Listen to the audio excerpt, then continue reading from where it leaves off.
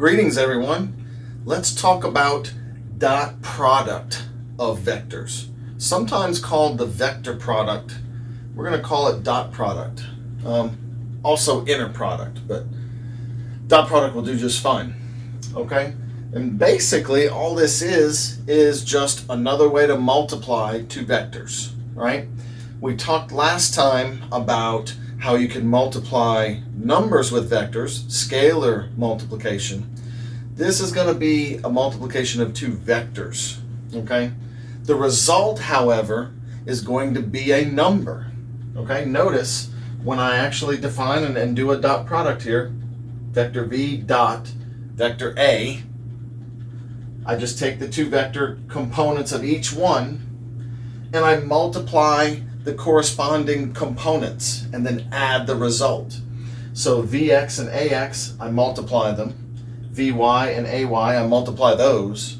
And then I add those two results. Well, notice that's just going to give me a number answer. Okay?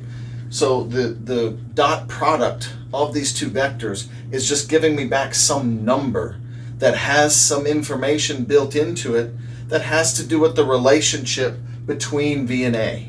It's kind of like multiplying, but it also has other information built in that we're going to talk about how to pick apart and use when necessary. Okay? First, let's do a couple of examples here of just doing some dot products, right? So let's say I have these three vectors here, V, A, and B, -5, 7, 4, 9, and 6, -2. So V dot A, just a simple dot product. I'm going to do -5 times 4, and I'm going to do 7 times 9, and then I'm going to add those two results, -20 and 63, give me 43, right? Okay, so what happens if I try to dot three vectors? V dot A, then dot B. Okay, well, we've already done V dot A, right? That was 43, the number 43. So 43, the number, dot vector B. And that actually doesn't make sense because we originally defined the dot product very specifically, and it only works between two vectors. They have to have the same number of components. A number is a single component, so it can't be dotted with vector B, right? So that's just nonsense. So I can't dot three vectors, right? It's just two vectors and I dot them this way. Okay, but what I can do, however, is I can dot a vector with another vector sum, okay? And what I've got here in the work is I'm going to show you how it works just like a distributive property. I can do V dot and then A plus B as a whole vector, or I can dot V with A and B separately and then sum those two vectors.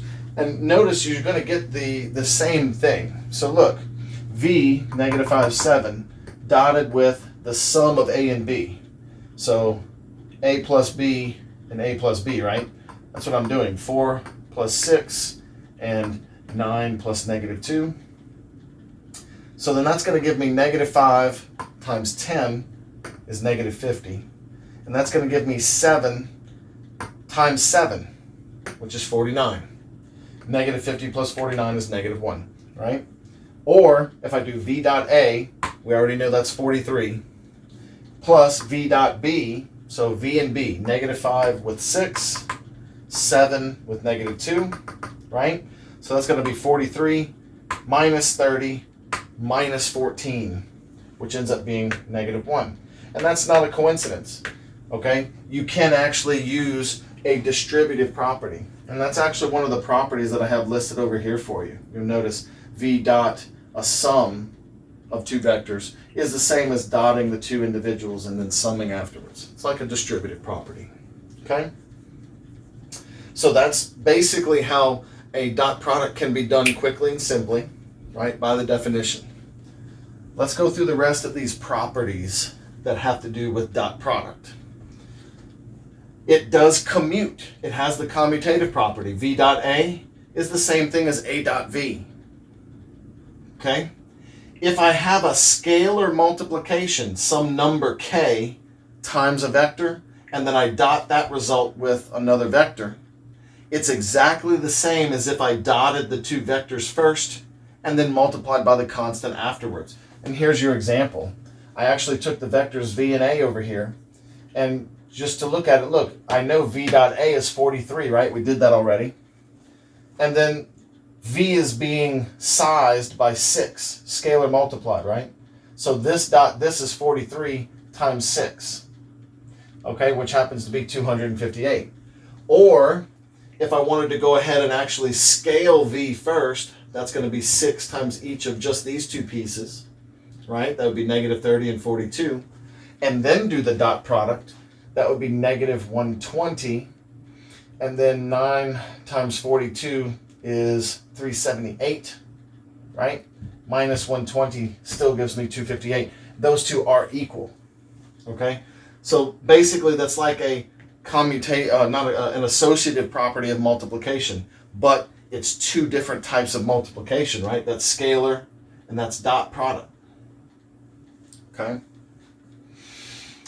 Anytime you dot a vector with the 0 vector, now remember what that means, that's a vector with 0, 0 as its components. Then you get 0 as a result. Duh, right? That means each of these multiplies to 0 because each of them has a 0 piece. Okay? Now here's a biggie. A vector dotted with itself. Let's think about that for a second in multiplication. What does it mean when you multiply something by itself? Well, you square it, right? And that's exactly what happens here too. If I do v dot v, then what I get is essentially the equivalent in vector world of squaring it. I get the magnitude of v, but squared. Kind of like magnitude times magnitude, right? Okay, so here's the example for you. Dotting v with v, negative 5 times negative 5, right? That's going to give me 25. 7 and 7, that's going to give me 49. 25 and 49 add up to 74. Or, if you go ahead and do the magnitude, remember, what you do is you just square each of the components, add them together, and square root. So the magnitude of the vector v ends up being square root of 74. So as promised, the vector dotted with itself is actually the square of the magnitude itself. Okay? And then just some other little properties. V dotted with the I component vector. Remember, that's the basic unit vector in the x direction. The I vector, this guy right here, is just the vector 1, 0. Anytime you dot a vector with that particular unit vector, you're always just going to get back its x component. And the same thing here. Any vector dotted with the j component unit vector, right? That's the 0, 1 vector. You're going to get just the y component of this vector back. Okay? Now that sort of opens the door a little bit right there for me to explain to you what does all this really mean, right? And it's actually not the easiest thing in the world to just say dot product is this, right? But here's my first stab at it for you. The dot product, right, the multiplication of these two vectors, measures the contribution of one vector into the field of another one. Okay, not really field, but into the direction of another one. Okay, and I'm going to keep repeating this as you see more and more of what's going on. But like I said, here's your first hint right here, right? If I dot v with I is the pure vector of x directionness, right? I represents the x direction, period. So one way you can interpret this dot product is, how much does v contribute to the x direction? Well, naturally, his x component, right? In this case, negative 5 is what this particular v contributes to the x direction. Okay? So then that's what the meaning of that particular dot product is. Same thing here. What does v contribute to the pure y direction? His y component. Okay? Now, of course, the more the vectors, turn away from the individual axes and stuff, you sort of get a little bit more vague there. But I hope this is starting to push you in the direction of seeing kind of what dot product does. That's one of the attributes that we're going to be pulling out. Okay. Let's push further into the meaning of dot product. And we're going to do that by starting to incorporate the angle between the two vectors, because that's a huge part of the information that vectors carry. Not only the magnitude of the vector, which is a big part of the product, by the way, multiplying their sizes, right? But another huge part of the information is the direction that the vectors face, because we're no longer just numbers on a number line anymore. The vectors carry some important information in the way that they direct themselves, the direction that they point. So the combination of the two vectors pointing in different directions plays a huge part in the dot product also, and how one of them would contribute into the direction of the other. Okay, so let's incorporate that angle in between them. We'll call it theta, is the angle between A and B there. And if you think back to when we were first talking about vectors, I showed you how if you do tip to tip when the vectors have the same origination point like this, if you draw another vector from one tip to the other tip, then it's the subtraction of the two. Okay, and the one that it's pointing to is the leader of the subtraction. So since it's pointing here, that would be A minus B. Okay, so I've got that third vector over there, A minus B, and they form a triangle, right? And I'm interested in particularly this angle here of that triangle. According to the law of cosines that we talked about a couple of videos ago, right?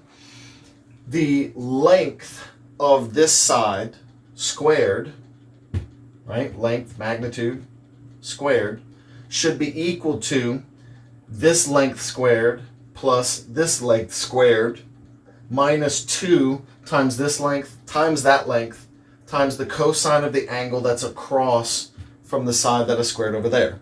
That's the law of cosines in vector form, right? Still works because we're just talking about the lengths and then the cosine of that one angle. Well, don't forget the properties that we just talked about with magnitude squared.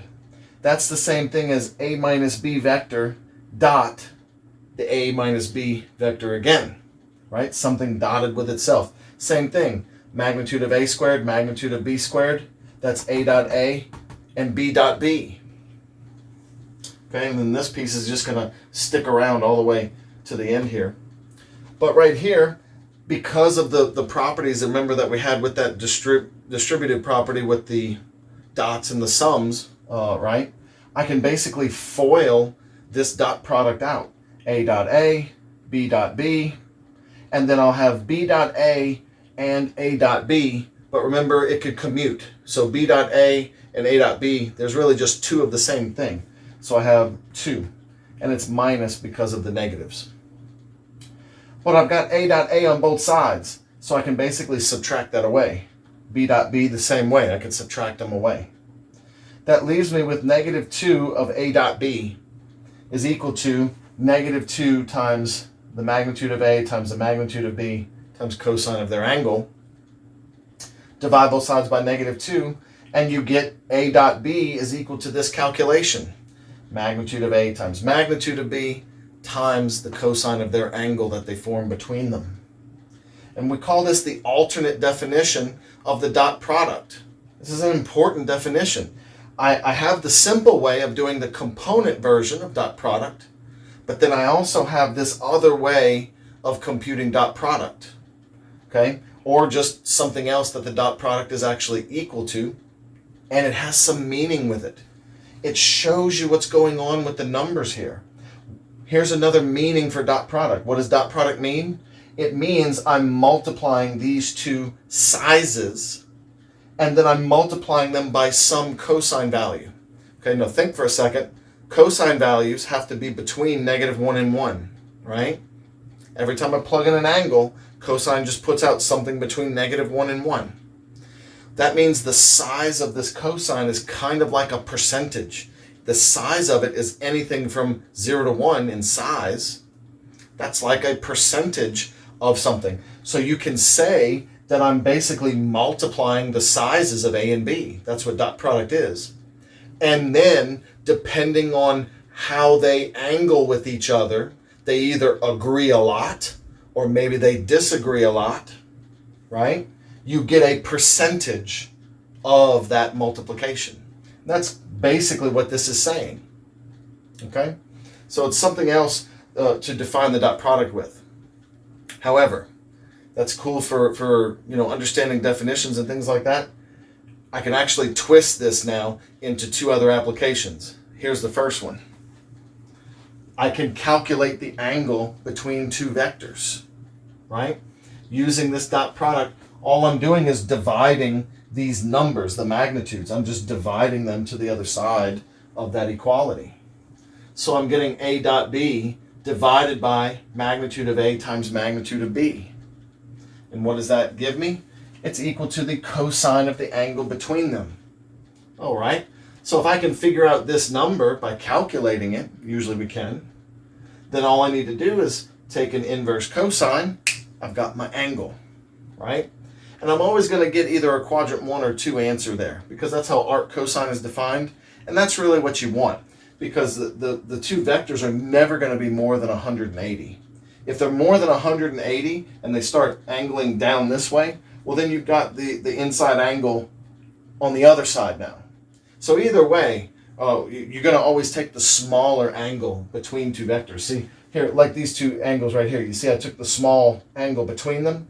I could have taken the angle way out here, and it would have the same cosine value, but that's not what we do. We always take the angle, the smallest one possible that's between them. Okay? Let's do an example. There's our vectors v and a from before, right?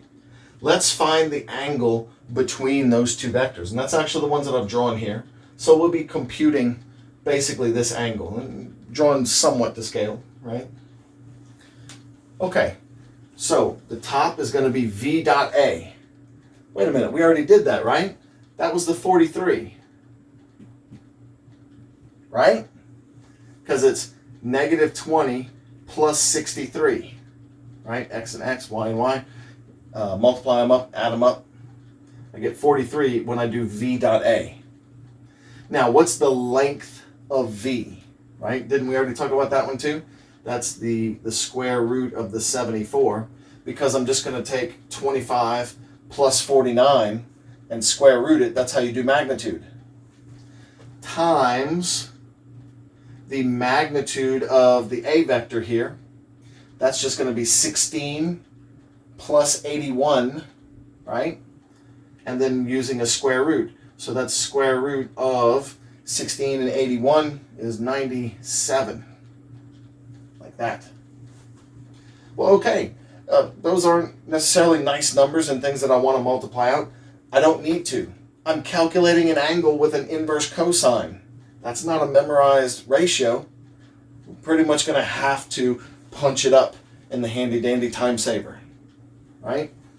So, in my calculator, I will be hitting inverse cosine of 43 divided by... Now, one thing I will do, both of these are in a radical together, and it'll make it easier for me to type it in the calculator if I just make it one big radical, and it's going to have its own parentheses, like that. Right? And I'll just do 74 times 97. And that's how I'll punch it up in the calculator just to save me some time. Okay? All right, so here we go. I'm going to stay in degree mode for now because it's easier to communicate that. Inverse cosine 43 divided by square root 74 times 97. 59.5 with a very, very small decimal afterwards. That's pretty close to something very nice. So here theta is approximately 59.5 degrees. Right? Almost 60 degrees. That looks pretty close.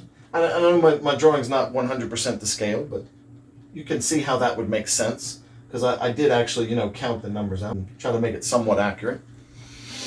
Okay. So that's one application, right? an extension of that calculation is going to be this next thing. And then after that, I'll talk about the next application that goes along with this definition. Okay, so an extension of this idea is that we can have what we call orthogonal vectors, and a quick way to determine if they are orthogonal. And then really the definition of orthogonal in all the cases we're going to be using is going to break down to meaning perpendicular. Okay, so here's the definition. If A dot B, the dot product of two vectors, is 0, then they're perpendicular. That's basically what orthogonal means. And this is how we would test for it. You dot them. If you dot two vectors, you get 0. They're at a right angle to each other. Okay? Why? Why would you say? Well, right here, what would cause this calculation to equal 0?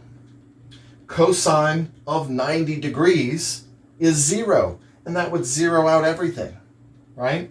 So if I dot two vectors, right, non-zero, by the way, if they're both 0, of course you're going to get 0. That doesn't make much sense or is useless, okay? But if I dot the two vectors and they're normal non-zero vectors, the only way to get 0 here is for that angle to be 90 degrees. So that's where this comes from, right here, right? If I dot two vectors and I get 0, then they have to be 90 degrees, perpendicular to each other. Here's an example. 2, 6 as a vector and negative 3, 1 as a vector. I kind of drew them to scale over there, right? 2, 6 is here, negative 3, 1 is here, and it looks like they're pretty close to a right angle there. I don't know, hand drawing, you can't be 100%, but looks close enough, right? The way to really tell is to dot them. If they come out to be 0, that's 100% proof they are perpendicular. So let's do that. C dot D is equal to 2 times negative 3 plus 6 times 1. I know you must already see it, right? Negative 6 plus 6. Therefore, C dot D is equal to 0. What does this mean? C is perpendicular to D, which means this must be a right angle right here. Okay? So if you can dot two vectors and the result is 0, then those two vectors will be perpendicular. So real quick, just take another look at the vectors that we were using in those two problems. Here's the first one where we had the vector negative 5, 7 and 4, 9. And notice it's exactly the same angle that we calculated between these two right here in the 59.5 degrees. And then the other one we had was the negative 3, 1 and 2, 6. Notice they are exactly orthogonal. They're right angle to each other. The next application of this alternate definition is called vector projection. And it may seem totally off the wall and different than what we've been doing, but actually this is something that even your brain does naturally. And after I explain the theory behind it and we do some applications, I'll be sure to point it out exactly what I'm talking about. This is actually something you naturally do without even really noticing it through learned experiences. Okay? But let's do the math part first. The projection vector from A onto B, right? That's the way this reads right here. The projection of A onto B. Or you can say the projection in the B direction of the vector A. Okay? So it's an action that I'm actually doing to vector A. It's something I'm doing to A. What I'm basically doing is I'm breaking a piece of the information off of A. The piece of information that I'm breaking off is how much of the A vector physically exists in the same direction as B. So I basically take a piece of this A vector and I break it off so that I can see exactly how much does A physically contribute in the B direction. Okay? Another way of thinking of it is if you have your two vectors, right? And you basically shine a flashlight perpendicular to B, like this. Then you can see what P actually is, kind of like a shadow, right? But in the world of vectors, you have to remember what I'm actually doing with this P vector here is I'm actually taking a piece of information out of the A vector. I'm taking this chunk of it and it's going to match the direction of B. Very seldom is P the same magnitude as B. But let's start with magnitude. I want you to notice that the way I have P set up, it's going to be part of a right triangle where the A vector is the hypotenuse. The angle between A and B is preserved because P and B are parallel. They point in the same field, right? Now, of course, if A is wide enough away from B, P can actually be anti-parallel with B. It's entirely possible that if your two vectors A and B are at an obtuse angle, then your projection vector would be anti-parallel over here instead. Okay? The one that I've drawn is just the parallel version.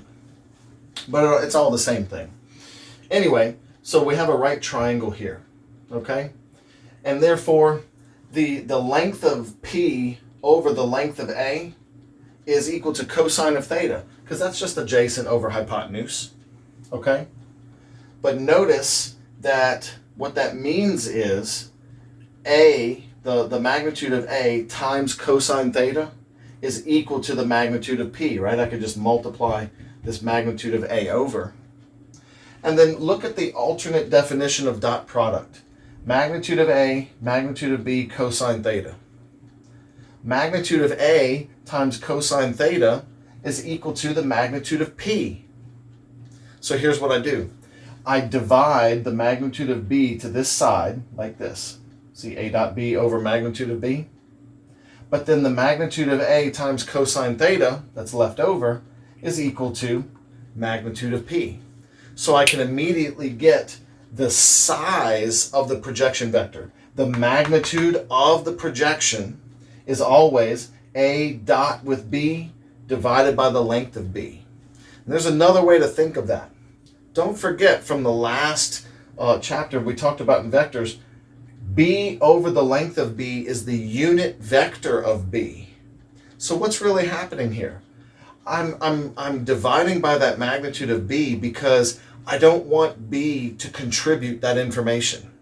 All I care about is the direction of B. So the B unit vector is dotted with the A vector.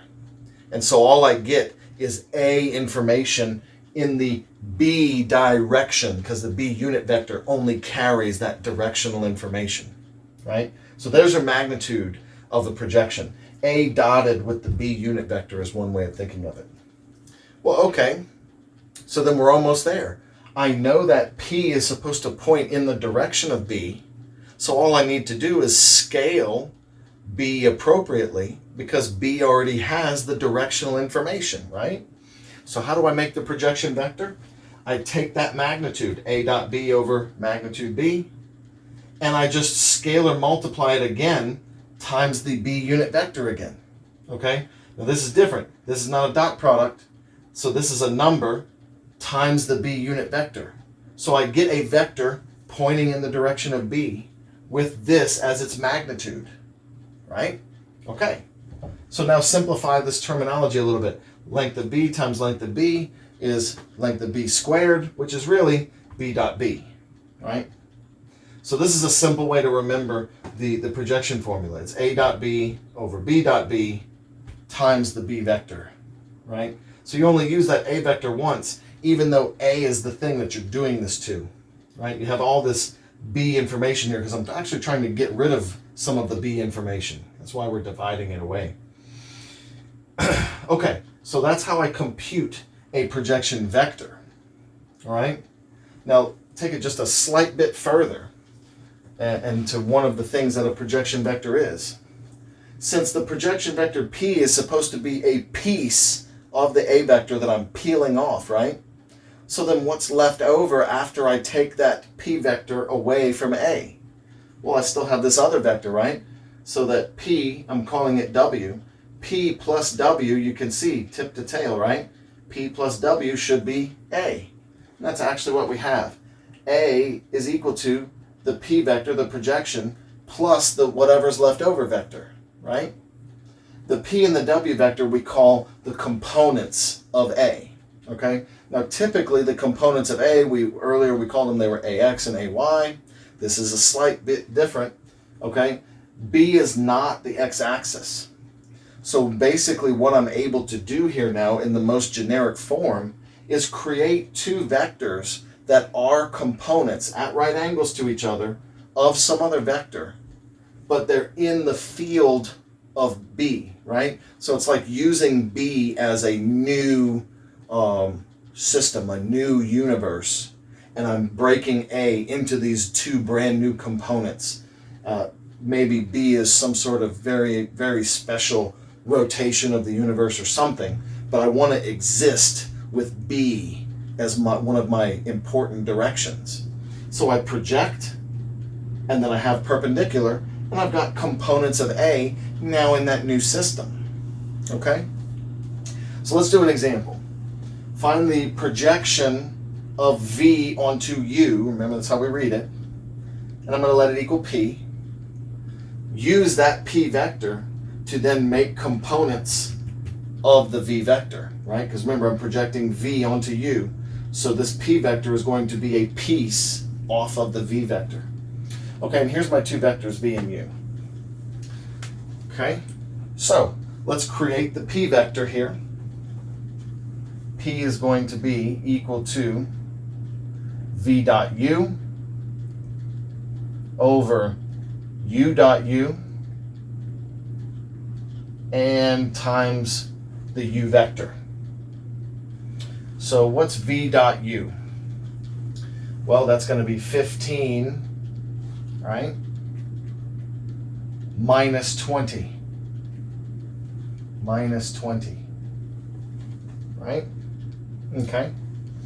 U dot U is going to be 25 plus 25. And then the U vector is 5, negative 5 vector like this. Okay, so 15 minus 20 is negative 5. 25 and 25 is 50. Negative 5 over 50 I can reduce.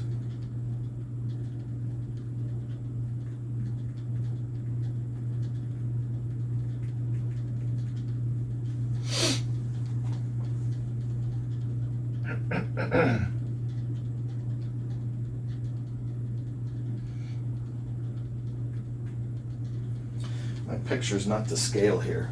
I was trying to get a good idea of the V and U, but I'm noticing that it's not the scale. So right after, we'll do a GeoGebra, right? Well, I'll show you what it really looks like.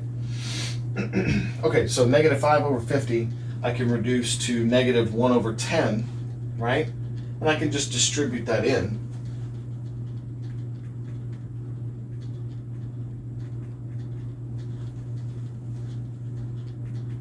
So what is that going to be?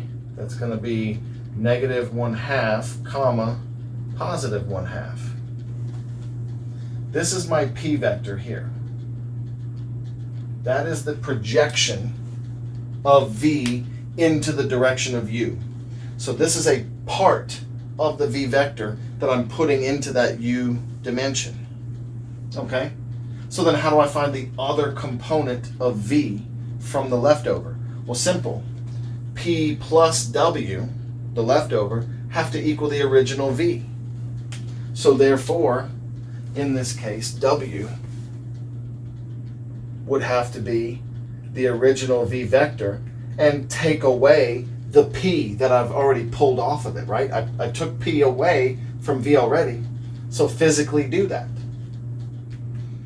V is the vector 3, 4. And I'm going to subtract the P vector, negative 1/2, 1/2, like that. So the result, 3 minus negative 1/2 is 3 plus 1/2. 3 is 6 over 2, so this is 7 over 2.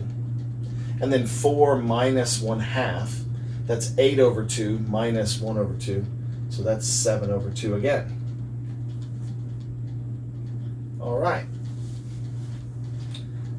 So one other thing to note, the P and W vectors are always going to be at a right angle to each other, right? Test that out. Look at it. Remember, if I dot two vectors and they get 0, that means they're perpendicular. Well, look, -1/2 times 7/2 is -7/4. 1/2 times 7/2 is +7/4. If I add those together, I get 0. These two vectors are orthogonal. They're perpendicular, right? And they add together to give me the vector v, right? So they're components of v, and they're at right angles to each other. So they are the components of v that are in this new system where u is one of the important directions, okay? So let's take a quick look at what a projection really looks like. I want you to notice the a vector here is the one being projected, and I have the projection labeled as W1. Notice it's exactly perpendicular here the way it's hitting the b vector. And the next thing to notice is every time I rotate a, it changes that vector. Even if I don't change the length of a, just being at a different angle changes its position. Okay, so now let's look at the one that we were actually doing. Notice the b vector is already lined up at 5, -5. So the vector that I'm projecting was the one we did, which was 3, 4, right here. Right, so the vector 3, 4. Notice the projection's actually anti-parallel to b, right? Because the angle between a and b happens to be obtuse. And the vector is exactly what we calculated, -1/2, 1/2. And the perpendicular other component vector, 3.5, 3.5 is technically 7/2, 7/2. I promised in the last video that you'd see this problem again and we'd have a different way of working it that was a little bit more straightforward, and this is it. Okay, so here's that cart on a hill again with sand in it. It's taking 350 pounds of force to keep it from rolling down the hill. So I have my imagery going on here for you, right? Pulling the force on the cart here. Instead, this time of breaking it down over here and doing this, I want you to think of it a different way. This time, what I want you to see is that the weight vector here on this could be projected into the plane, into the direction of the incline. Okay, so imagine the incline right here is its own vector, right? The incline right here could have its own vector, like this almost, right? Let's say this is the vector of the incline. Okay, we'll call it. Let's see, we can't call it I for incline. Let's call it C, right? Yeah, right here. The C vector is going to represent the incline. Now, I don't really care about the size of C. The incline is just there to point in a certain direction, raise my field of direction, right?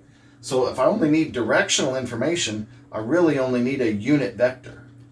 Fortunately, we know how to create a unit vector in a particular angle direction, right? That was one of the things we talked about in the last unit. So if I just do cosine of the angle, comma, sine of the angle, that's a unit vector, and it points in the theta direction. So that's what I can do here. C is just going to be cosine 21 degrees, comma, sine 21 degrees. That's going to be my incline vector. It's the vector that represents the incline. Okay, let me draw this weight vector a little bit shorter, just so that we can fit it all in here. Okay, so here's my weight vector. Now what I want to do is I want you to see that I'm going to project the weight vector into the incline, right? So that means I need to take the tip of the W vector and create a line that causes a perpendicular angle to the incline. Not this perpendicular angle that I've already drawn. Forget about that one, right? Not this one. I'm going to be drawing something that makes a perpendicular line like this. Like this. Then, what I have on top is the projection of W right here, this piece right here is the projection of W into the incline, right? Okay. Now I already know the direction of W. What I really want is the size of W, right? That's really all I'm concerned with. And I actually already know the size of the projection, right? The piece of the weight that's pulling the cart down, right? That this is actually a part of the weight vector, of the gravitational force. This piece right here is just that part of it that's in the direction of the incline. That's what the projection is doing here. Okay? So it's just a part of the weight vector. But it has to be balanced. The cart's not moving. So that means this projection vector has to be equal in size to the 350 pounds because they're in the same direction, right? They're anti-parallel. Okay? So the magnitude of this guy right here has to also be 350 pounds because they're balanced, right? And they're in the same direction. Well, okay. So it sounds to me like since we already know the size of the projection, we can reverse that to being the size of the W vector. And yes, we can. The magnitude of a projection vector comes from dotting two vectors and dividing by the length of one of the vectors, right? And it would be equal to the magnitude of the projection. Okay, well, so that means there's only one thing left. I just need to have a way of representing this W vector. That's easy. It's pointing 100% down. There's no x component to it. So the W vector here, the weight vector itself, is just 0x and then whatever W is in size towards the center of the earth, right? Okay, so now we're ready. Look, we're going to do this formula right here, okay? What we can do is we can dot the vectors here. A dot B is going to be W dotted with C because I'm projecting W into C, right? C is representing the incline. I'm projecting W into C right here. So that's going to be W dot C over the length of C. Okay, so here we go. 350 is the size of the magnitude, right? That's the size of the magnitude. Is got to be equal to W dot C over length of C. Because that's the size of the projection. Well, come on. C is a unit vector. What's the magnitude of C? 1. And then how do I do a dot product? X component with X component, Y component with Y component. So what I'm getting is 350 equals 0 times cosine 21 degrees plus W times sine 21 degrees. 0 times anything, right? That's gone. So I'm left with 350 equals W times the sine of 21. So I'm just going to divide, right? 350 divided by sine of 21 degrees must be equal to W. And it's the same thing that we did last time, right? It came out exactly the same. 350 divided by sine of 21, make sure you're in degrees, 976.65. So the weight must be around 976.65 pounds. Okay? Now, yes, I know what you're thinking. You said this was going to be simpler, and it's not really simpler. It is in a way. The vectors have taken care of themselves. And I've gone through a lot of explaining here, and it feels like a lot of pieces, but let's backtrack. It's really not a lot of pieces. All I needed was to create the weight vector, the incline vector, and then realize that this was a projection. So then all I had to do was dot them, right? And then divide. Okay? So yeah, it took a lot of explaining to get here or there, but look, that's an application of projection. I just didn't need the whole projection vector. I only needed his magnitude in this case. Because that's what happens whenever you have a vector working in different directions like that. Okay? It's like I was saying earlier, your brain already knows how to do a projection vector. For example, if you've ever had to like block someone from getting past you, let's say, right? Do you do it like this? Right? No. If someone's coming at you, what do? You try to get on the same level as them, right? To be able to get into them. Why do you think you do that? Right? Because of projection. If I'm above someone, my vector's above, my projection is only a piece of my total. Your brain knows if you have to put as much effort into something, then you need to get in the same field that that thing is moving, so that your projection is everything. If you put your vector 100% into the same direction, right? The projection of that is the whole thing. So your brain already knows how to do projection, okay? It has to do with taking directions and breaking them into other directions. If you're pushing a shopping cart, right? Notice what's happening is you're losing some of your effort. If I'm pushing at an angle downwards, but the cart is moving forward, I'm pushing this way, the cart's moving this way. Well, there's a little piece of my vector, right?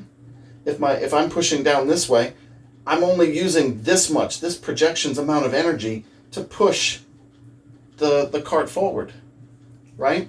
So if you've ever had to really push that buggy, right, you get down and you got to push it forward like that, right? Projection. Okay?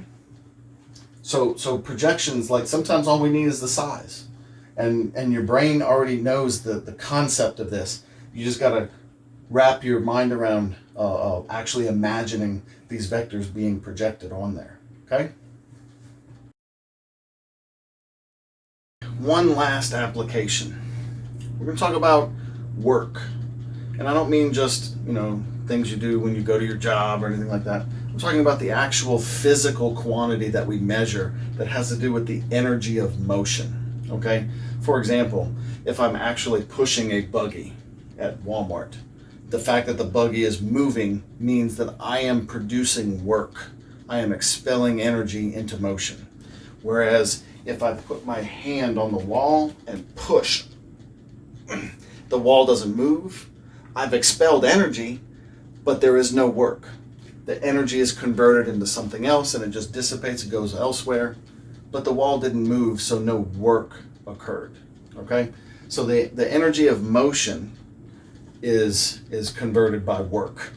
Okay? So in simple physics, we usually just say work is force times distance, right? It's a measurable quantity of the amount of force you put in times the amount of distance it actually moves. So if you move zero distance, you do zero work. It's multiplication, right? Now the real way that this works is because the world has different directions. We actually use vectors. Work is actually the force vector dot the distance vector. And then you get a numerical quantity from that dot product. Okay? Now technically also it should be the absolute value of this, right? But you can also have technically, I hate to say negative work. It doesn't really make sense to a lot of the situations. So, but look, here's what's happening, right? The force and the distance don't have to be in the same direction. Like for example, if I'm pushing a block or a buggy or something like that at a downward angle, then some of my force is not being used in the motion, right? And for example, in the picture here, I'm only using the projection of the force, amount of force, to actually move the block. The force is moving downward. That means there's another component of the force, right, pointing downward here. There's that leftover component after the projection, remember? The W component. But don't get that confused with work. It's the other component here, right? There's this other component besides the projection, and that's wasted force, wasted energy. I'm pushing down on the block. What am I going to do? Push it more into the earth? No. So that's why your brain knows if you flatten out, right, get down, you get more efficient work out of it. Okay? But force dot distance vector, right? Force vector dot distance vector is how we calculate work. So let's try an example. Imagine there's a guy who's pulling a cart of sand, much like the one that was on the incline before, but he does this by tying a rope and then throwing that rope over his shoulder and pulling the cart like this. He's pulling the rope over his shoulder. Okay? So one of his mistakes is that he didn't get down in the same level as where the rope is tied, right? The rope is tied at a lower spot than his shoulder. So it's making an angle of 37 degrees off of the horizontal, okay? So some of his force is actually being used to lift the front of the cart. If you've ever done this before, put a rope over your shoulder and pull the wrong way, doesn't the front of the buggy, the front of the cart, like pivot, tip up, right? Unless you do it right. So you got to be careful there, right? So not all of his force is being used in the motion of the cart. But he puts 40 newtons of force into it, and the cart does actually move 3 meters. So some work is done. Let's compute exactly how much. Well, let's make a couple of vectors. Distance vector is very straightforward. It's only moving to the right. That's x direction, 3 meters, 0 meters in the y. So I have a direction vector, right? Force vector is at an angle of 37 degrees. So let's think about that. Remember, we know how to make a unit vector at an angle. The force vector could still use that same unit vector. I would just need to put a scalar on front of it to give it the correct magnitude. So my force vector would just be the 40 newtons times the unit vector pointing in the 37 degree direction, which would be cosine 37 degrees times sine 37 degrees. Not times, comma. So there's my force vector. Okay, simple enough, right? Work is just force dot distance. So my work is going to be F dot D, right? Technically, absolute value, but we don't have any problems with negatives here, so my work is going to be equal to 3 times 40 cosine 37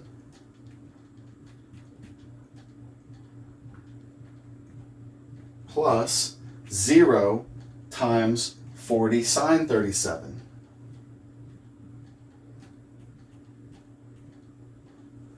Right? And of course, anything times 0, right, that's gone. So I'm left with 3 times 40 times cosine 37. So that's 120 times the cosine of 37. 95.8.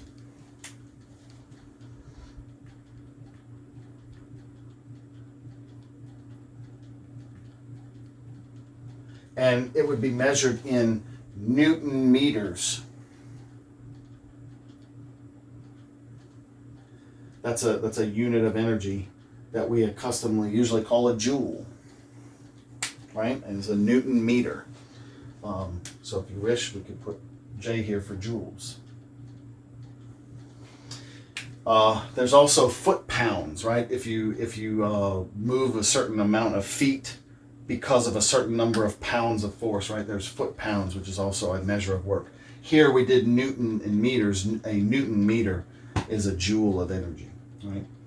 Okay, so that was another application of projection and dot product of vectors.